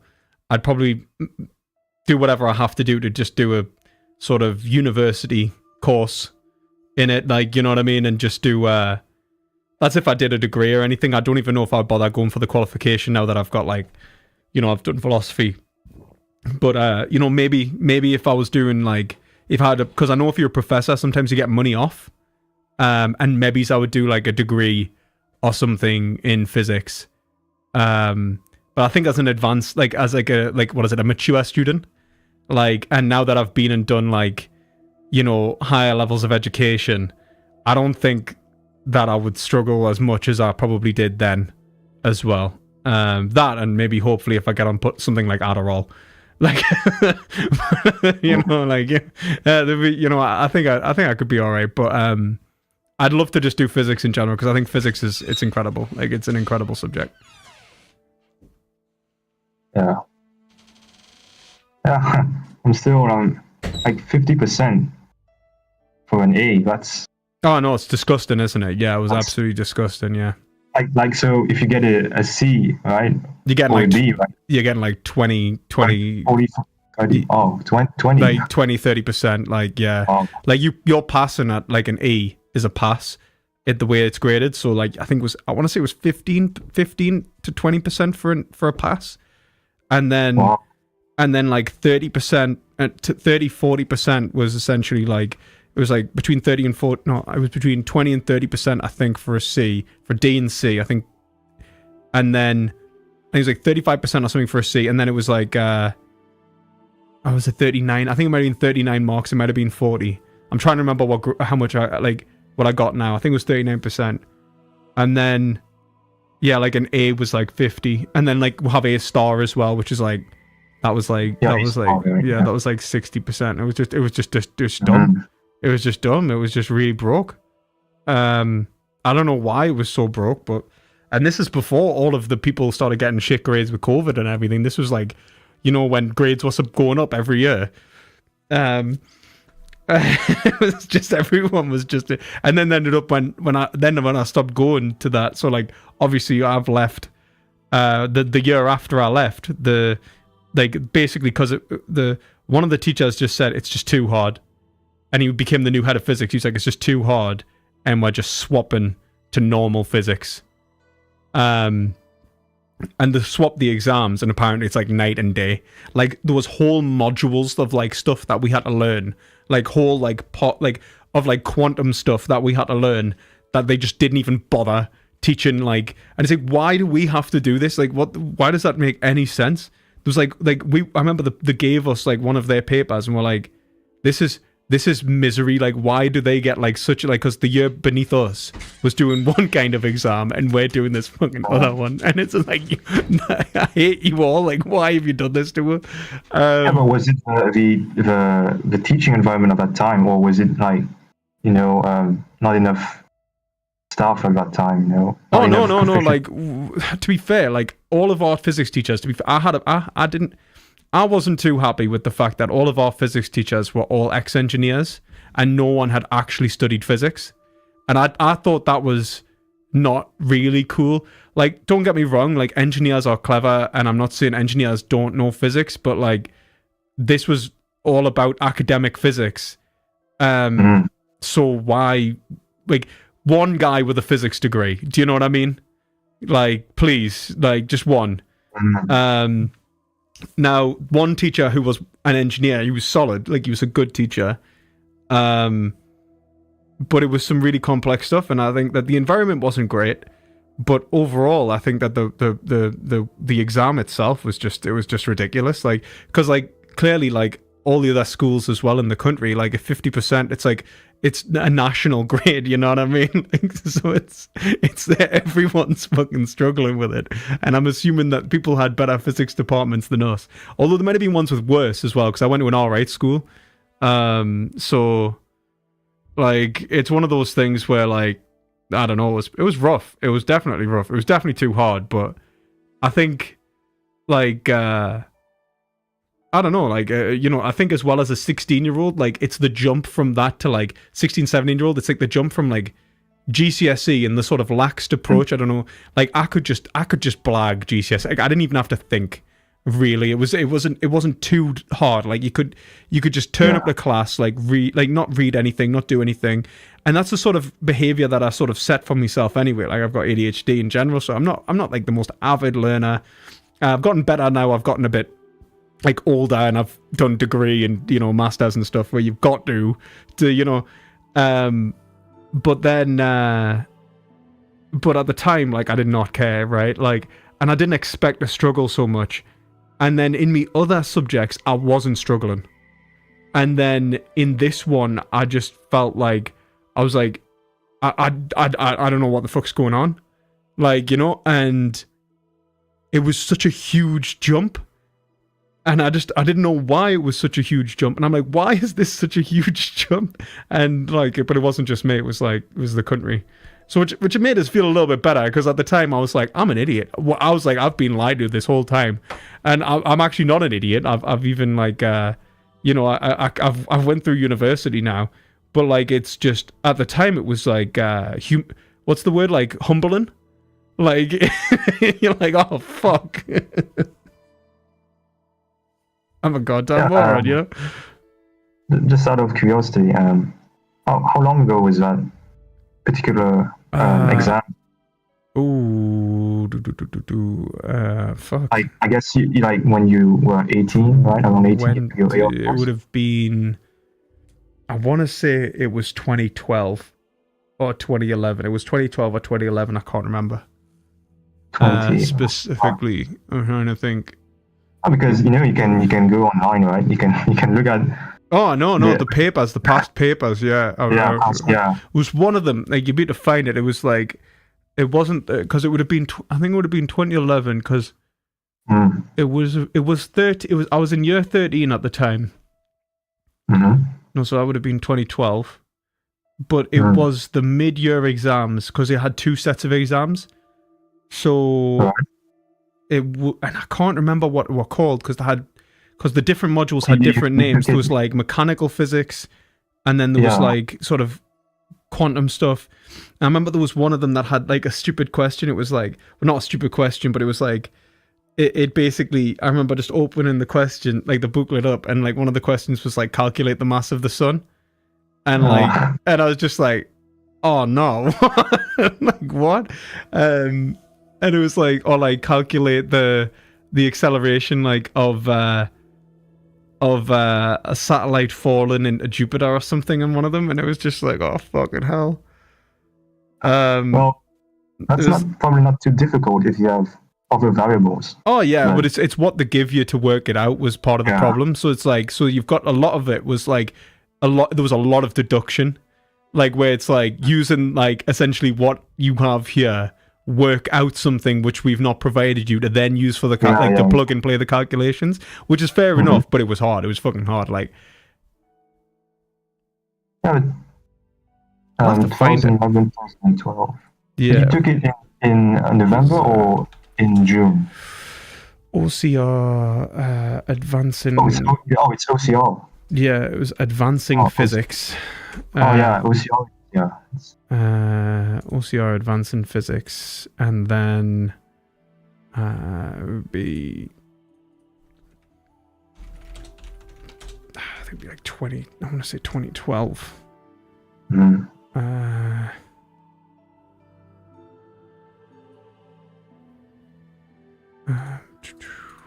Yeah, OCR is like, it's harder than the other A levels. Like, it was just misery. It was just real misery. I'll have to find the thing. It was terrible. But did you do like practicals, like, you know? We had to like design an experiment and stuff like that. Which was all right, really. That wasn't too bad. I think I did like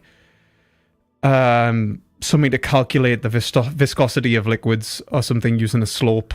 I think like using the incline of a slope and like time, and like the time it took like for a liquid to or like something like that. I can't remember how I did it now, and I'm pretty sure like it all got buggered up. Like I like when I was doing the practical, it all got buggered up, and I was like, oh fuck's sake. But they didn't even care about whether you did one of the main things was like they don't care about whether the experiment was successful. What they cared about is whether you knew what went wrong. Limitations, improvements, right? Yeah, just right. And that was all right. And then there was And then there was presentations, so you had to give like a presentation on something. And I picked dragon skin body armor. So I was big into weapons and stuff at the time. Like, sort of, I thought that was really interesting, like the physics of weapons. And you had to give an oral presentation. Yeah. And so I gave one on the physics of dragon skin body armor, and essentially about like how the material worked. And I said that it was a crystalline structure, but it worked like a polycrystalline structure because it essentially had overlapping, because it had like scales, which essentially distributed the force like a polycrystalline structure. So I said it leveraged the advantages of both, and I think anyway. So you put like it's about 10 years ago, longer. That sounds like more like chemistry, like atoms and. No, because that was it was material physics. Okay, yeah. So it was like, how does like one of the things was like hardness, like things like Young's modulus and things like that. Yeah, Young's modulus. Yeah. Good old days, Okay, yeah. I'm gonna bounce in the next couple of minutes. Is there anything else I can do for you, man? I think. Well, when you let's end on veganism, right? Yep, always happy to. Yeah. So, would you say that veganism is something that everyone should strive for, but we shouldn't blame if someone does not become a vegan? I think that it's something that should be universal, like a minimum. I think at this point in time, obviously, I want it to be the minimum, but that doesn't mean that it obviously institutionally, like, I think that's what we should be aiming for. But obviously people aren't going to be that way, and I don't expect, if you're not vegan, you can't be just thrown in prison. Like, like Aristotle would say, like the law has to reflect the constitution of the people. You can't make the law beyond what they can achieve or interpret and understand. But I think it can be interpreted and understood. And I think that we can progress to that. And I think that, remember, when veganism is essentially a possible and practicable philosophy and a way of living, it's not something that's, so for example, if your means, let's say, you're in like rural, like Bangladesh or something, and like I'm trying to think of even some, like, I don't know, like the Inca, not the Incas, like the Inuits. Inuits, yeah, that's it. Like they say you're like an Inuit. Like, obviously, there's nothing there to eat. I'm not expecting you to starve to death. I mean, I think there's an argument to be said that I think that we probably shouldn't be choosing to live in the most rural, difficult places to live if it means like consuming and harming another. But I can't just forcefully move you and make you, you know what I mean? So I think I would try and convince you to move. I'd be like, or like, set up a supply chain so that we could help people in that area live a more ethical lifestyle. But, if you're in like basically like, the whole desert island thing, if you're on a desert island, it would be vegan to consume an animal because of it being essentially impossible or impracticable. So like not reasonable or like unachievable. So that I think that can be made ubiquitous mostly in the 21st century. There's certain areas and certain, obviously as well, the ethics of essentially those who can, like the well-educated and, the well-educated and the sort of those who have access to moral institutions and develop moral institutions and an interpretation of those moral institutions are going to be different to those who don't, you know what I mean? I don't expect the tribes in the Amazon to live by the same moral code, like an undisturbed or unapproached tribe or whatever in the Amazon is probably not going to live by the same ethics as the rest of the world, right? But I think for the most part, like most places have developed ethical institutions such that they can either adopt these, like, essentially be open to the discussion, which is veganism in the first place, and that there is a big, that we need to, that animal ethics is something that we need to talk about, discuss, debate, and engage with, pretty much ubiquitously. And I think that the conclusion that would be reached by all rational participants therein would be veganism. Would you agree that, like, if you compare virginity, like consecrated religious life, to like that of the institution of marriage, like obviously, like we will say that Catholics would say that the consecrated life is superior to the married life. Would you say that, like, as an analogy to that, like veganism is superior, like in a sense, than the position that, like, I want to eat the least amount of meat possible? I mean, I don't think so. I mean, in one respect, yes, because about just in general. But I'd be more willing to say that it's more relation. But like, I wouldn't say it as virginity versus marriage, but rather in terms of the difference in chastity. One being essentially absolute control, like in the same way that like Our Lady would be perfectly chaste. The difference isn't a point of perfect chastity and sort of perfect virtue or perfected virtue that wouldn't be found in marriage, but would still be virtuous, right? It'd be more like premarital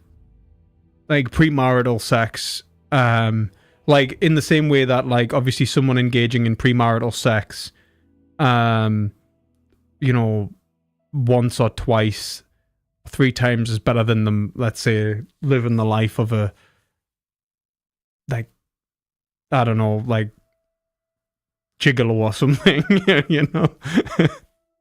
Yeah, like, yeah. It's like, yeah, like, because it's the point where I would say that we're talking about vice, not virtue. I don't think what we're talking about is respecting the rights and value of sentient creatures such that we're not, like, to do otherwise is to be incompassionate. So like, like, it's not about how, like, so for example, I think like there's levels of compassion in terms of like how far you would develop and understand this in terms of, you know, like, how, you know, how you could practically live your life or, you know, engage in your life such that you could be more and more virtuous towards like your consumptive habits. You know, you might try and shop more locally, you might try and do like, you know, X, Y, and Z so that you try and respect people to a greater and greater degree. But the point is whether you're respecting them at all in the first place. When you're consuming them for their flesh, or you're killing them for needless pleasure, you're not respecting them at all. You're not engaging in a virtue to a lower degree, you're engaging in a vice to perhaps a lesser degree than somebody else is engaging with a vice. Now, I'm not standing here to say like, you know, I don't engage in vice and I'm sinless. Like, that's not what I'm saying. Like, you know, obviously not. Like, that's not what I'm saying, and I'm not here to judge. But like, in the same respect that obviously I am here to say it is wrong, and that you have to accept that it's wrong and it's a mistake and something that you should seek to correct, rather than, let's say, losing your virginity to a loving marriage that you live your whole life. It's not a sin, right? You know, it's not a vice. But it mightn't be as perfect as a consecrated life. If that makes sense. But then how would you respond to the argument? Like, the theist, like, proposes, like, because God has ingrained into natural law, into the moral fabric of nature itself, that humans have kind of a dominion over these animals, and we have the right, like, to eat them, but of course we should treat them with compassion. Compassion. I just say that, yeah. How would you respond to these kinds of... I would say that it's incompassionate, that it goes against Christian virtue, that we're not... our dominion over over that when we talk about dominion, quote unquote, we're talking about, let's say, the cultural mandate and Genesis, and I would say it's best understood as stewardship, in the same way as that burning down the Amazon isn't respecting God's creation, and that the good of nature is to bring glory to God, and that we have that even the good of humanity can only be understood in relation to the good of nature and creation itself, such that if we don't take care of it, we're not being true to that stewardship. And I think that the point of saying that, when, okay, fair enough, if we need to consume animals, and I said this before, if it was impracticable or impossible, like veganism states, desert island scenario, or perhaps like Noah on the Ark, that kind of thing, yes, that would be acceptable in relation to Christian ethics and in relation to ethics as a whole, because obviously ethics could not exist without rational agents. And so agency needs to take precedence over patienthood in this respect, in order for patienthood to be respected. But what we're talking about is preserving the concept of patienthood then through a double effect. And that's what is being, that is essentially human dominion over animals, not the incompassionate, ill consideration of animals for pleasure, because that's vice. That's essentially sin. It's the deliberate rejection of the cultural mandate, I would say. And the various, like, whether it's God's covenant with animals or and such. Mm. And even the Catholic Catechism, I think it says that we should avoid unnecessary suffering to animals, and you can't do that unless you're vegan. Let's link that, like, topic of discussion right now. Let's just link that to what we were discussing, like, previously, because I think you're interpreting that in a more fundamental way than I guess most Catholics would interpret that. I just think that, like, in terms of compassion, I think I have a different understanding of, and I think the same understanding to a different degree. I think that most Catholics would be welfarists towards animals. In terms of, like, rather than being a vegan, they'll be like, we should reduce animal consumption and so on. But to be fair, I think most Catholics believe you have to consume animals in order to be healthy, right? So, like, I think there's a knowledge gap there more than anything. And that's leading to people to commit vices that they don't even realize that they're committing, that they're being incompassionate. And I think that once we sort of educate the church on this point of nutrition, as well as also accepting that, things have changed technologically, such that we can sustain ourselves on a vegan diet, that it is incompassionate to reject animals for sort of minor pleasures, because like, in the same sense that we would wholesale reject something like bestiality, or we would wholesale reject, like, beating animals for fun or dog fights or something as being incompassionate, we would have to say, look, the only purpose of this over the consumption of a plant-based substitute is pleasure, and that is the only, and so it is removed the sort of natural need that would have otherwise justified this action, such that it is now incompassionate.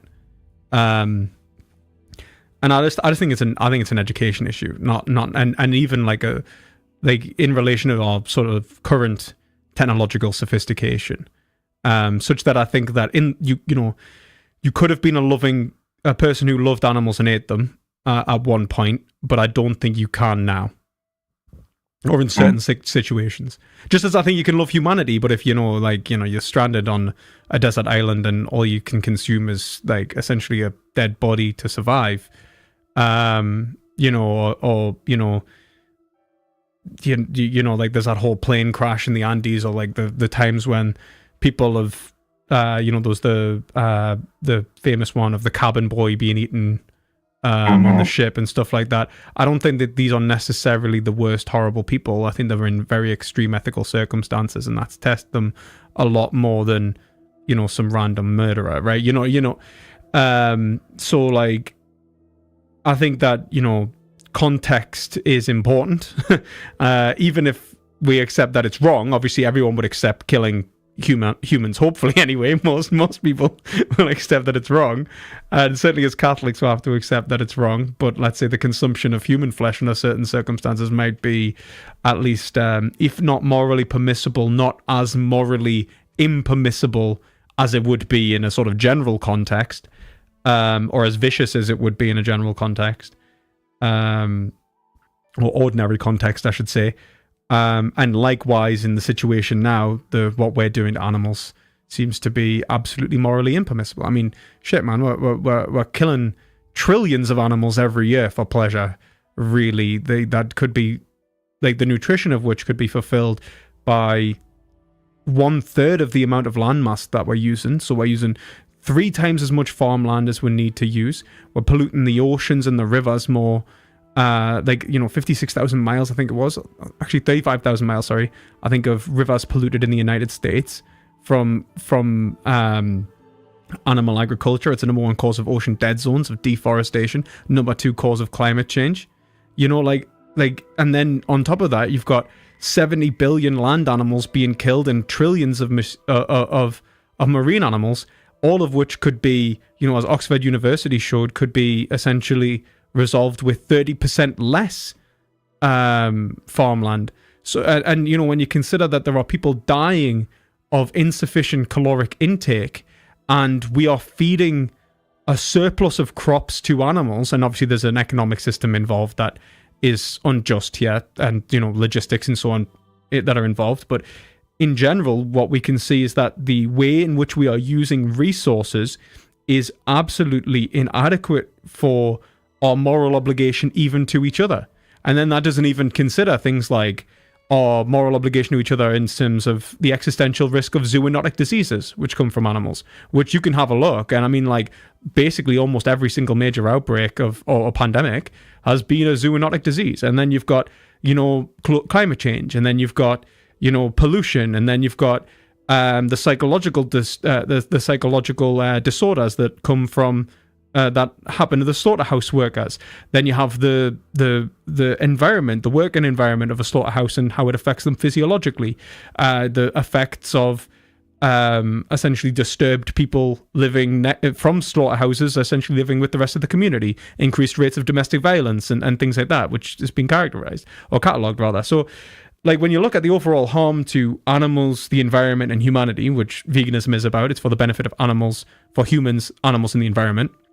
It's a categorical wrong. Like, we have to actually stop this. We aren't considering humans, animals, or the environment in a way which is just.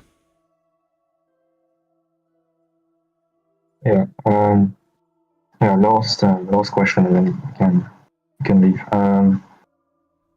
But how would you respond to the argument, say, like, the notion of consciousness on self-preservation? Like, obviously humans have the notion of self-preservation, and animals do too. Yes, to some extent. But, like, they're not sapient.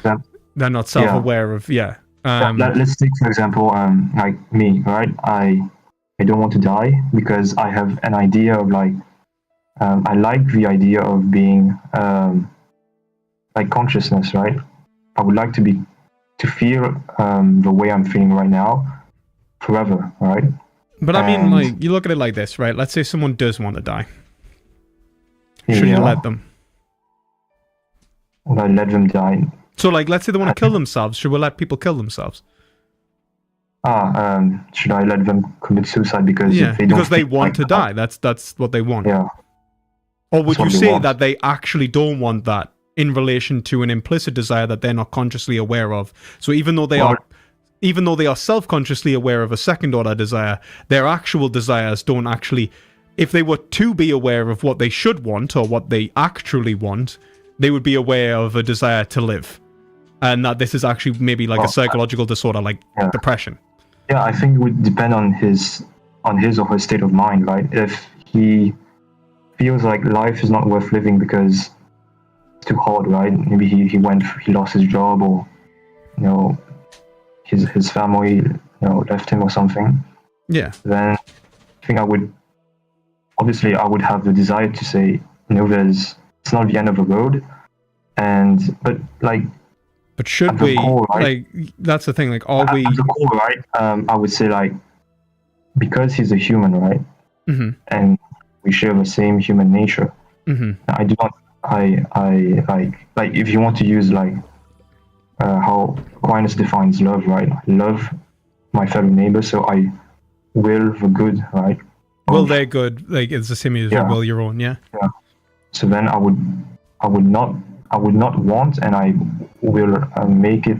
I will make it as such that they can change their perception, right? Or if I can't change their perception, I would change like the circumstances that would shape their perception. Then perhaps that would change their perception also.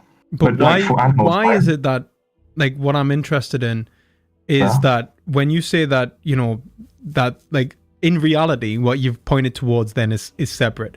Like, the reality is that you don't think that the reason that you should be allowed to continue living is in relation to your self-consciousness. It's in relation to your substance, your essence. It's not like, so if you were to, if I was to give you a drug that made you like psychotic, right? And then you wanted to kill yourself, you would probably say that I was morally obliged to stop you from killing yourself, right? Yeah, because I'm in an altered state of mind. I'm not myself. But even that's the thing, right? No, but even if let's say you even were yourself, like, or even someone is themselves, we would say, like, a person is like, they're arguing with you, they're lucid, but what they're saying is, I want to die because I think life isn't worth living. I think it's inherently suffering, and that this way of being is not worth tolerating anymore, right? And let's say that's sane, right? At least in terms of, like, which, depending on how you argue it, like, maybe loads the gun, right? But like, in that scenario, we probably still wouldn't let them kill themselves, because you go, one, like, your life is valuable. You're just not aware of it right now, right? In the same sense that an animal mightn't be aware of the value in a second order sense that human is, but they're experiencing it. That essence is valuable, but the awareness of their essence is really just an acknowledgement, and it's an episteme. It's not the value itself.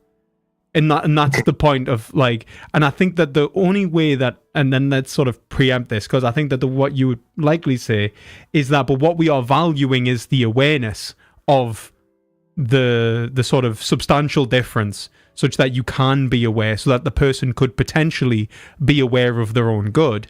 But like, my response would be that good has to pre-exist that awareness in order for you to become aware of it. Like, so there is already a substantial, there's already a relationship to self implicitly that is presumed in awareness, that when self-awareness is instigated, it can add or diminish our experiences, but not establish those experiences themselves. Cannot establish. Okay, but like, I don't think it boils down to an issue of consciousness necessarily, because if you take the theist route, right, you say that man is made in the image of God, and therefore, if you would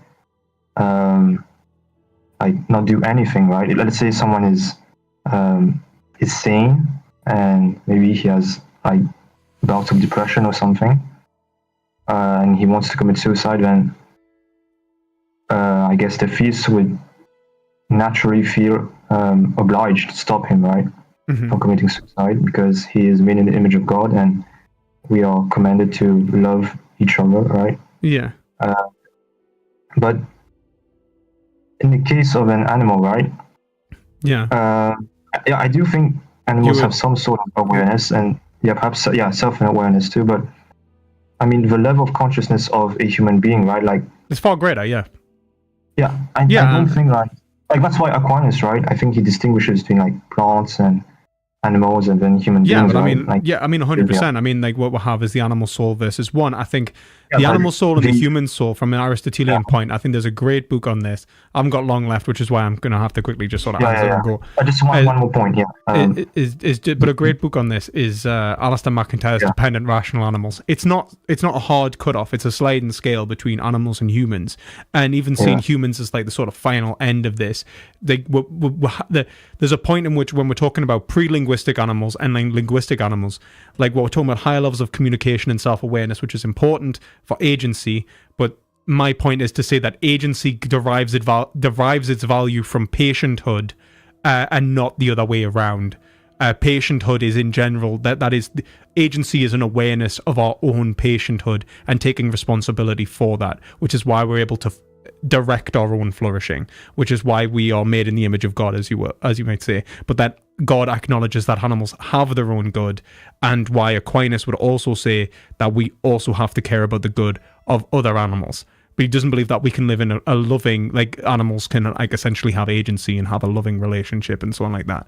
I think there's points in which I would probably disagree. I think he underestimates animals, but I think that in general he would not dismiss that an animal has a natural telos implicit within their being, and that is valuable in and of itself.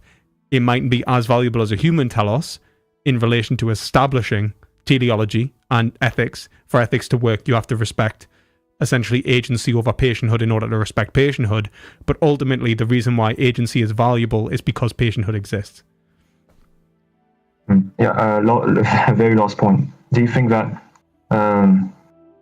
pre-original sin, right? Like before Adam fell, right? Do you think that animals and Adam and Eve were coexisting peacefully, or were they already eating? I would say there's no blood in Eden. I mean, that's like kind of made explicit. Like, there's no blood in Eden. Obviously, like allegorically, like I don't think that it's like literal, like Eden. Like, you know, like I don't take the Garden of Eden and everything to be literal. But pre-fall, there's no reason to believe that there is any, let's say, like carnivorous animals. It's often depicted that like blood enters the world after the fall. Yeah. I guess, I can see why. And I think God actually even says, like, I mean, you need this as well in order for it to make sense, because God hasn't given us permission to eat animals yet. It doesn't happen until later in Genesis. And like, you know, and under certain circumstances, by the way. And in Eden, it even says, it's like, I give you the fruits of the earth, or like all of the fruits of the earth to eat, and then it's like, except that one, you know, like. yeah, I guess you could make an argument like in the Old Covenant, like in the New Covenant, right? Yeah, you like could. Animal sacrifices are dispensed with, and now we have the Eucharist, which fulfills it, right? Yeah, 100%. I mean, there is a lot of vegan Christians. I have to bounce now because it's like. But thank you. Having this conversation with me, it was very enlightening. Thank you. Yeah, I really appreciate it as well. And do you want to shout anything out, or is there anything you'd like to shout out, or? Not particularly. You could, like, since we're now discussing discussing veganism, I think you could make an argument like, you know, I don't think if you read like the sayings of the Desert Fathers, they were like monks and hermits, right? Who retreated into the desert, and they adopted, I think most of them were vegans, because they didn't want to eat animals. And if you see that as some sort of like standard like of Christian moral virtue, then I think you should emulate them. There was I mean, I'll check it out. I mean, there was I'll check it out. Like, but I'll just leave it there. Thank you. Thank you very much. And have a good one, man. Bye.